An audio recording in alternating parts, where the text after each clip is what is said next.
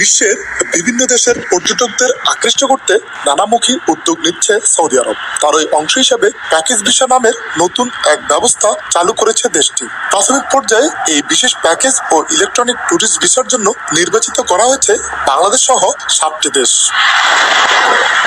বাংলাদেশের পাশাপাশি তালিকায় থাকা অন্য দেশগুলো হলো মিশর, জর্ডান, ভারত, পাকিস্তান, ইন্দোনেশিয়া এবং মেক্সিকো। এসব দেশের নাগরিকরা রিটার্ন ফ্লাইট, অনুমোদিত হোটেলে থাকার ব্যবস্থা এবং ইলেকট্রনিক ট্যুরিস্ট ভিসা সহ পুরো ভ্রমণের সুবিধা পাবেন একটি মাত্র বুকিং এ। ফলে আলাদা করে দূতাবাসে যাওয়ার কোনো প্রয়োজন হবে না।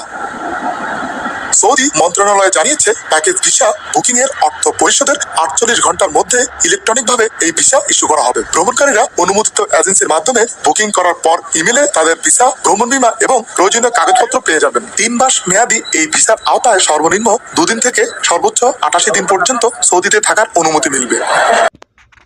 সৌদি আরব আবারও বড় সুখবর দিল বাংলাদেশিদের জন্য। প্রিয় ব্যবস্থা, আসসালামু আলাইকুম। আশা করছি সবাই ভালো আছেন এবং সুস্থ আছেন। আলহামদুলিল্লাহ, আমিও ভালো আছি। তো সৌদি আরবের নিউজ পোর্টালে গতকালকেই সৌদি আরবের দূতাবাস থেকে অর্থাৎ মন্ত্রণালয় থেকে ঘোষণা করা হয়েছে বাংলাদেশ সহ 7টি দেশের জন্য প্যাকেজ ভিসা চালু করা হয়েছে। এই 7টি দেশের মধ্যে রয়েছে ভারত, পাকিস্তান, ইন্দোনেশিয়া, জর্ডান, মিশর ও মেক্সিকো এবং আমাদের বাংলাদেশ। এখন অনুমোদিত ট্রাভেল প্যাকেজের মাধ্যমে একই সঙ্গে ফ্লাইট, হোটেল এবং পর্যটন ভিসার আবেদন করা যাবে।